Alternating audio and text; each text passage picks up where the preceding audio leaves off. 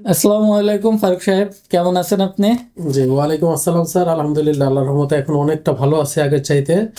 আমি এর আগেও আপনার কাছে আসছিলাম এবং আপনাকে দেখাইছি।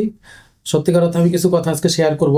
আমি তার আগে একটু বলি স্যার, আমি আপনার জন্য গরু নদী স্যার দই এটা নিয়ে আসছি, আমাদের ওখানকার বিখ্যাত একটা দই স্যার। অসংখ্য ধন্যবাদ আপনাকে। জি। তো কি কারণে আসলে আমাদেরকে আপনি মিষ্টিমুখ করাইতে চাচ্ছেন?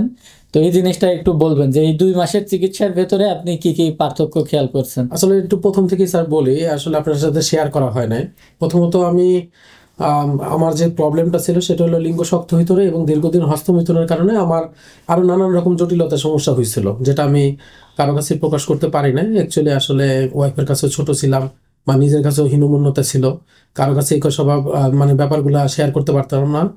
এর আগেও আমি কয়েকটা ডাক্তার দেখাইছি, সেখানে পিকট করাইছি, তাছাড়া এক্সারসাইজ আর বিভিন্ন ওষুধ টষুধ খাইছি, তাতে প্রায় আমার 1 থেকে 1.5 লাখ টাকা 2 লাখ টাকার উপরে খরচ হয়ে গেছে, বাট আমি কোনো রেজাল্ট পাইনি। না পাওয়াতে অ্যাকচুয়ালি আমার সংসার ভাঙা যাওয়ার অবস্থা, এরকম একটা পজিশনে আমি চলে গেছিলাম। যাই হোক, আল্লাহর রহমতে আপনার একটা ভিডিও দেখলাম এবং ভিডিও দেখে আমি এখানে আসলাম।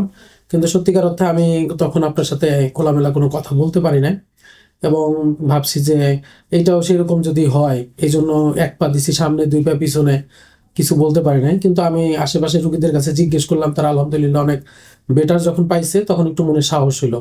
তো আমি বললাম যে প্রাথমিক ট্রিটমেন্টটা নেই, একবার নেই, নেওয়ার পরে দেখি যে কি অবস্থা হয়, পরে ভালো লাগলে আসবো, না লাগলে নাই। এখন আমি যখন ট্রিটমেন্টটা নিলাম, নেওয়ার পরে আমি দেখলাম যে আগের চাইতে অনেক বেটার ফিল করতেছি আর কি। তো ধীরে ধীরে আমার আল্লাহর মতো সজীবতা ফিরে আসছে, আমার ওয়াইফ অনেকটা সন্তুষ্ট। তা আমি ভাবলাম যে স্যারের সঙ্গে অন্তপক্ষে একবার হলো নিজের মন থেকেই নিজের কৃতজ্ঞতা প্রকাশ করার জন্য আমার যাওয়া উচিত।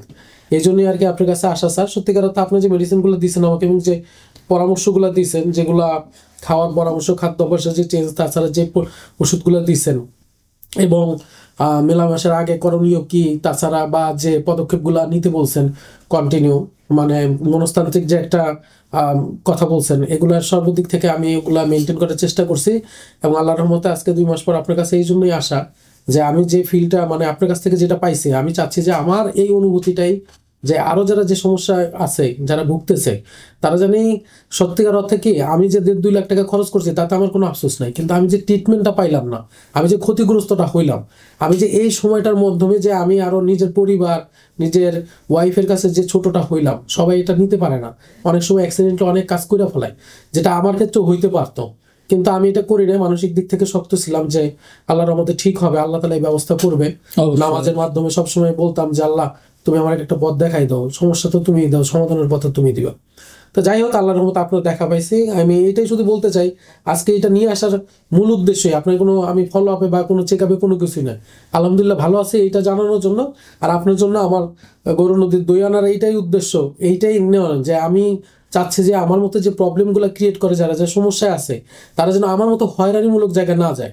সব জায়গায় যাওয়াটা ঠিক না। যার প্রথমত আমি আপনার কাছে আসছি স্যার, সবচেয়ে বড় কথা হচ্ছে আপনি তো এই সেক্টরে তো দীর্ঘদিন যাবত আছেন, বাস আমি আশপাশ থেকেও খবর নিছি এবং এইখানে আসার পরে রোগীদের সাথে অনেকটা ফ্রিলি কথা বলছি, তাদের সাথেও দেখছি অনেক হুজুর আছে, অনেকে বয়স্ক আছে, তারাও দেখি এইখানে।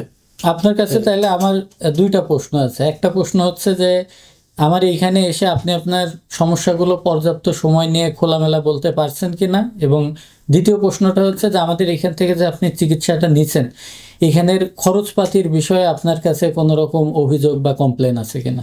এখন আল্লাহর রহমতে আমি দেখলাম যে অন্যান্য জায়গায় যেরকম তারা থেরাপি দেয়, এই করে সেই করে, টেস্ট দেয় অহরহ, যে পরীক্ষার প্রয়োজন নাই, আমি যেটা বুঝলাম সেটাও আমাকে দিয়ে রাখছে।